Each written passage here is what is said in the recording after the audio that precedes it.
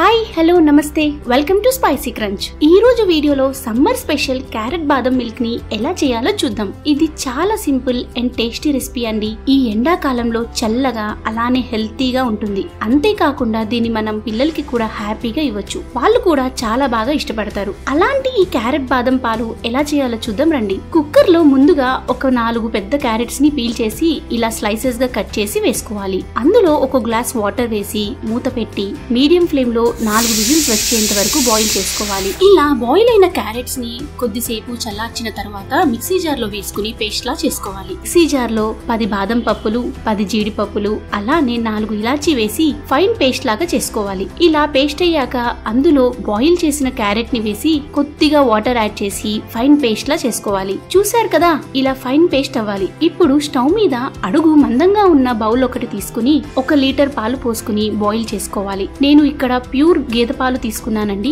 అందుకే 1 లీటర్ పాలకి 1/2 litre water mix చేసి బాయిల్ చేస్తున్నాను. ఈ పాలల్లో కొద్దిగా కుంకుమ పువ్వు వేసి బాయిల్ చేస్తే ఫ్లేవర్ చాలా బాగా ఎన్హాన్స్ అవుతుంది. అలానే మంచి కలర్ కూడా వస్తుంది. దీన్ని మీడియం ఫ్లేమ్ లోనే ఒక పొంగు వచ్చేంత వరకు బాయిల్ చేసుకోవాలి. ఇన్ కేస్ కుంకుమ పువ్వు లేకపోతే స్కిప్ చేయండి, పర్వాలేదు. ఇలా ఒక పొంగు వచ్చాక మనం ఫైన్ పేస్ట్ చేసిన క్యారెట్ బాదం యాడ్ చేసుకోవాలి.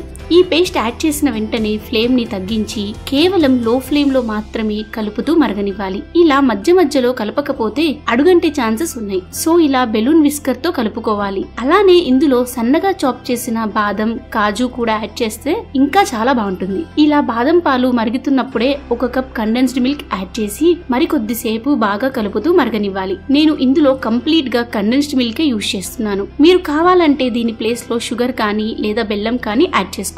కండెన్స్డ్ మిల్క్ వేయడం వల్ల కన్సిస్టెన్సీ అండ్ ఫ్లేవర్ చాలా బాగుంటుంది. అందుకే నేను అది యూజ్ చేస్తున్నాను. అవైలబుల్ లేని వారు షుగర్ అయినా యాడ్ చేసుకోండి. ఇది కాస్త థిక్ అవుతుంది అన్నప్పుడు స్టవ్ ఆఫ్ చేసుకుంటే సరిపోతుంది. చూసారు కదా, ఇది పర్ఫెక్ట్ కన్సిస్టెన్సీ. ఈ కన్సిస్టెన్సీ వస్తే సరిపోతుంది. ఇప్పుడు ఇది కంప్లీట్ గా కూల్ అయ్యాక ఒక 5 అవర్స్ ఫ్రిడ్జ్ లో పెట్టుకుని చిల్డ్ గా ఇలా గ్లాస్ లో సర్వ్ చేసుకుని కొద్దిగా బాదంతో గార్నిష్ చేస్తే మన క్యారెట్ బాదం పాలు రెడీ. ఏంటి, నచ్చింది కదా? నాకైతే చాలా నచ్చిందండి. ఇంకా మా బాబు గురించి అయితే అస్సలు చెప్పక్కర్లేదు. వాడు విడిగా బాదం తినమంటే అస్సలు తినడు. కానీ ఇలా చేసి ఇస్తే మాత్రం చాలా ఇష్టంగా తాగుతాడు. మీరు ఈ క్యారెట్ బాదం పాలు ఒక్కసారి చేసుకుని ఫ్రిడ్జ్ లో పెట్టుకుంటే 3 నుంచి 4 రోజులైనా సరే అస్సలు పాడవదు. మీరు ఈ సమ్మర్ లో ఈ క్యారెట్ బాదం పాలు ట్రై చేసి మీ ఫ్యామిలీ మెంబర్స్ తో ఎంజాయ్ చేయండి. అలానే మీకెలా వచ్చిందో నాకు కమెంట్ బాక్స్ లో చెప్పండి. ఇలాంటి మరిన్ని వీడియోస్ కోసం please like to share and subscribe to our channel spicy crunch.